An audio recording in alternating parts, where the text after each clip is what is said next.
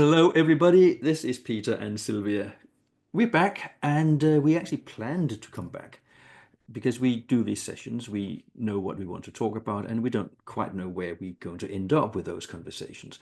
But they're not for us to tell you how things are, they're more for us to help you get started thinking about these things and forming your own opinions. And today we have planned to talk about planning. I have a lot of clients who are really, really busy. And I have lots of clients who are stressed out of their minds. And we talk about planning. And some are planning themselves into a cul-de-sac, some are not planning at all. And, well, what is planning?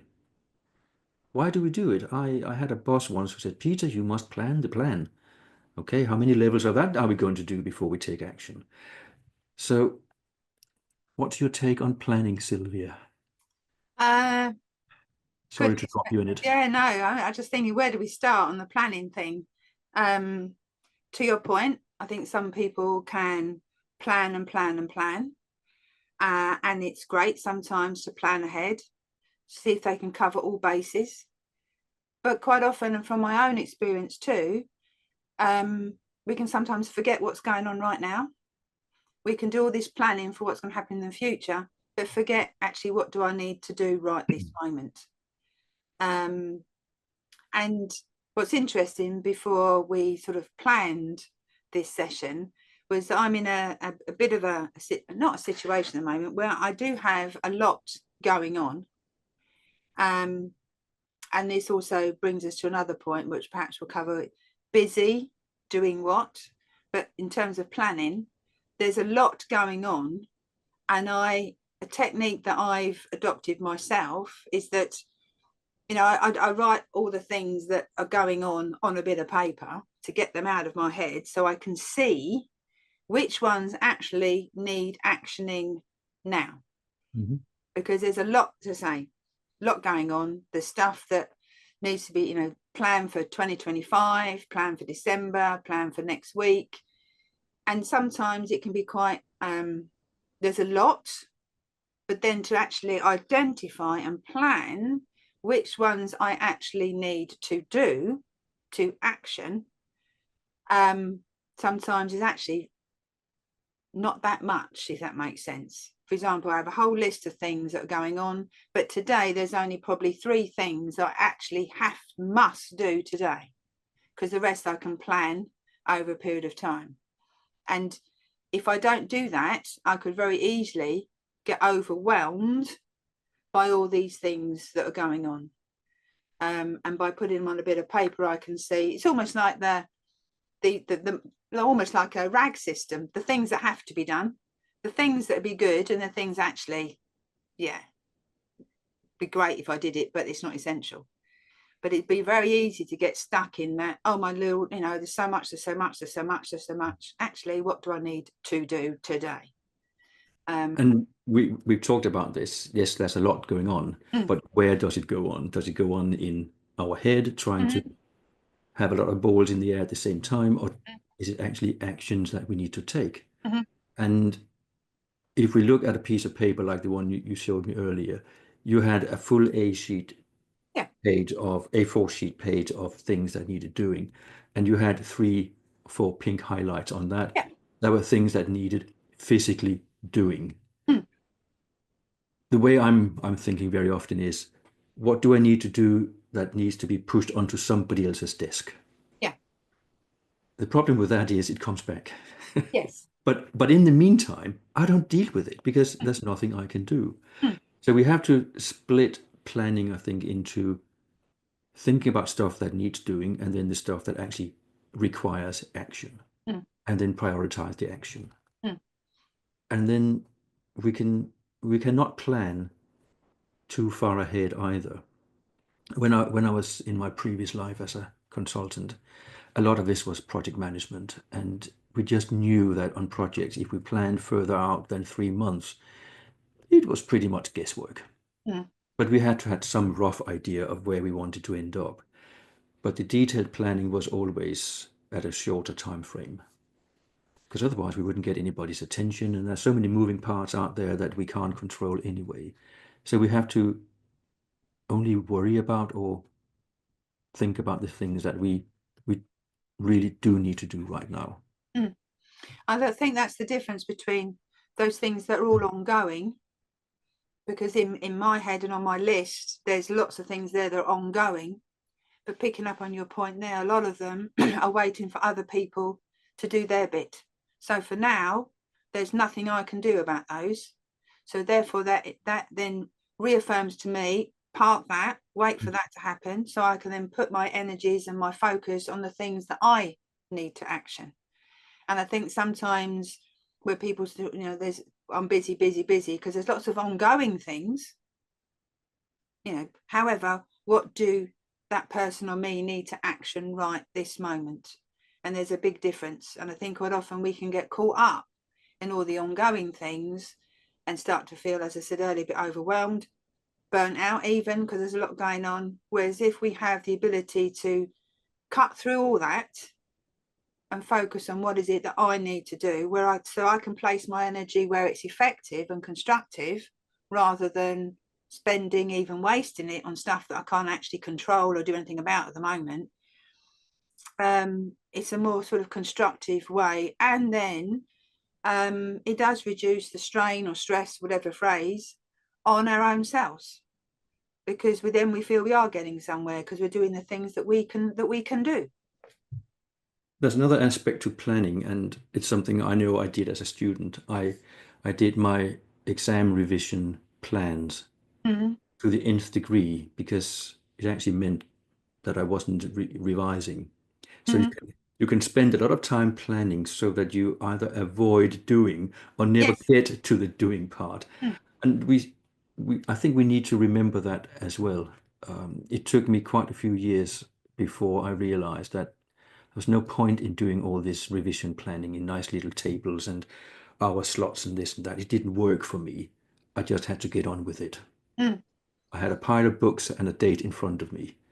Get on with it. Mm. That ended up working for me. For others, it's different, Mm-hmm. but we can spend a lot of time planning and massage the plan to such a level that we never get to do anything. Mm. And then we end up being late, and then we have panic. And picking up on that, there's the acronym. I know we were having a bit of a giggle before we started this, but the acronym of ACT. It's action changes things. Actions change things. So we can do in all this thinking, all this planning, but it's action that actually makes something happen. So sometimes, I work with clients, and sometimes with myself, it's planning. Okay, let's do something. Let's do it. Let's do something. So we don't get stuck in this planning for more preparation, more planning. Let's do something, because it's actions that will change things. And again, like with so many other things, it is a question of balance, isn't it? Yes. Not an either or, but they're usually both and. How much planning do we need to confidently do some action? Mm. Because we can't just dive straight in and do stuff without having thought about it first. Mm. And it's the thinking about what we're doing that's actually also called planning, isn't it? Yeah. So we need to do both. But I am going to talk to a client this week about her diary, and I've seen a picture of it, and it looks a mess. Mm-hmm. And if the diary for the week looks like a mess, it's a reflection of how your brain works, how your thinking, how your planning works. And if it's scrolled this way and that way and back and forth and crossed out and highlighted, and I don't know what the system is, so I need to figure out with this lady what the system is. Because I think she has put everything there that at some point needs attention, but not everything is what she needs to really, really do. And when we get ourselves into this modeled way of thinking, we get overwhelmed. Mm-hmm. And it can take a bit of an effort to cut through all this vegetation of stuff that's creeping in everywhere and just coldly look at what actually do I need to do. Mm-hmm. And then when you've done that, you can have or you get some sort of indication of when the next action is required. When Well, I do think when do I want it back on my desk from somebody else? the key word, as you mentioned, was balance. Mm. Yeah, there is an element of, yes, it's great to plan, but at the same time, and I think also bringing there is our own self-awareness. Like myself, sometimes when there's a lot going on and I'm getting a little bit, uptight because there's so much going on, and that's a trigger for me to go, actually, Sylvie, what do you need to do right now? So there's an element of balance. It's great to plan, but at the same time, don't forget we're in the present, the actions that we need to do right now, but raising our awareness so we know what actions to take. As I said, okay, I'm getting a bit muddled and getting a bit frazzled. What do I need to do? And that can get us out sometimes of that loop, but it's that balance. Um, And plans have to be flexible yes. because over planners are trying to plan for things they can't control. Mm-hmm. All the moving parts outside of your control you can't plan for. You can have an expectation, but Mm-hmm. your plan needs to be flexible enough to deal with the reality of what's happening that you can't control. Mm-hmm. And then you need to replan. So a plan is never set in stone. Is to me, it's a guideline. It's Yes. sometimes just a wish list Mm-hmm. because there's only so much I can do, and there's so much else I rely on other people doing. Um, and And then if you plan and plan and plan, yeah, and you do this, that happens, this that happens. So you think you've got everything covered, and then quite often something will happen that you hadn't thought of, and then that as you will say, you've got to go back to the drawing board, and all that energy and all that focus to a degree has been not exactly wasted, but let's have a guideline on our plan, because even if you have a deadline, generally it can always be shifted. Okay, so there's consequences of that. However, there's always a workaround. Even with a project, yeah, we've got to do this by September 25, or by spring 2025. Yeah, things change and they can be renegotiated, they can be redrawn, but sometimes having that plan can then cause self pressure to stick to the plan. And then that's another angle that we could talk about for hours, but completely. yeah, yeah, So why don't you go and look at your own plan? yes. Is there something, now that you've listened to us going back and forth over planning, is there something, if you look at your diary, your Outlook, whatever system you use, is there something in there that is a little bit optimistic, something that's a little bit too rigid, something that's a little bit too loose?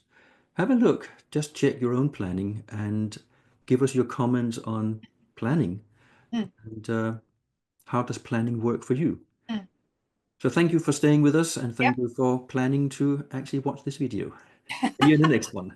See you later. Bye bye. Okay. Bye.